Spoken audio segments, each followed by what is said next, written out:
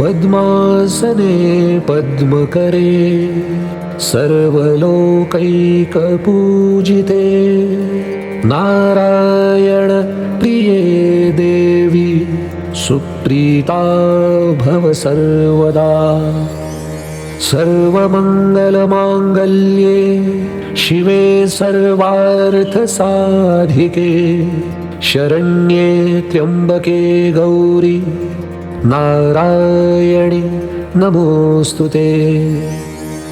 लक्ष्मीं क्षीरसमुद्रराजतनयां श्रीरङ्गधामेश्वरीं दासीभूतसमस्तदेववनितां लोकैकदीपाङ्कुरां श्रीमन्मन्दकटाक्षलब्धविभव ब्रह्मेन्द्रगङ्गाधरां त्वां त्रैलोक्यकुटुम्बिनीं सरसिजां वन्दे मुकुन्दप्रियां।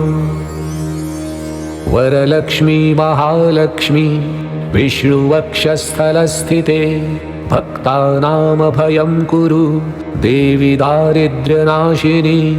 जयतु जयतु लक्ष्मीर्लक्षणैः शोभमाना जयतु जयतु पद्मा पद्मसद्मासनस्था जयतु जयतु विद्या विष्णुवामाङ्कसंस्था जयतु जयतु सिद्धिः सिद्धविद्या समृद्धा।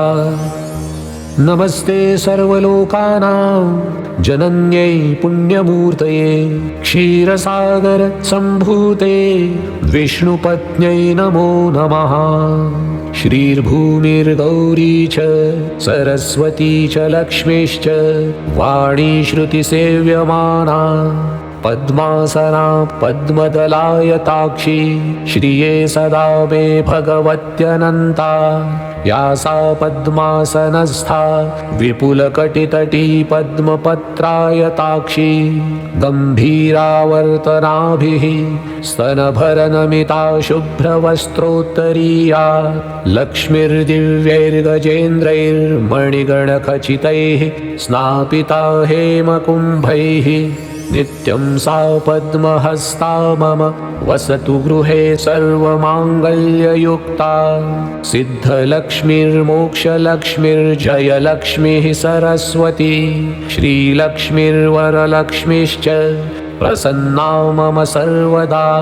वराङ्कुशौ पाशमभीतिमुद्रां करैर्वहन्तीं कमलासनस्थां बालार्कवर्णां त्रिशशाभिवन्द्यां त्वां वन्दनारूपिणि वन्दयामि।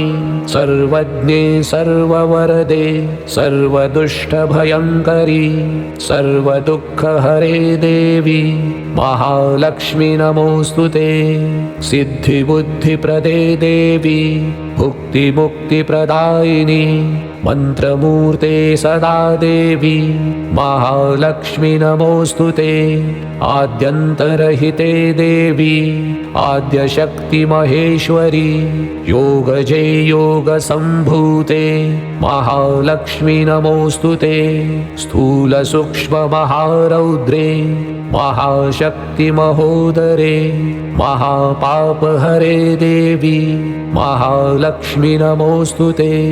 पद्मासनस्थिते देवी परब्रह्मस्वरूपिणी परमेशि जगन्मातर्महालक्ष्मी नमोऽस्तुते। फलश्रुति वरलक्ष्मी महास्तोत्रं यः पठेत् भक्तिसंयुतः श्रावणे शुक्रवारे च विशेषाद्व्रतपूर्वकं सर्वसम्पत्समृद्धिं स लभते नात्र संशयः। पुत्रपौत्रधनं लक्ष्मीं लभते सुखमक्षयम्। इति श्री वरलक्ष्मी स्तोत्रम्।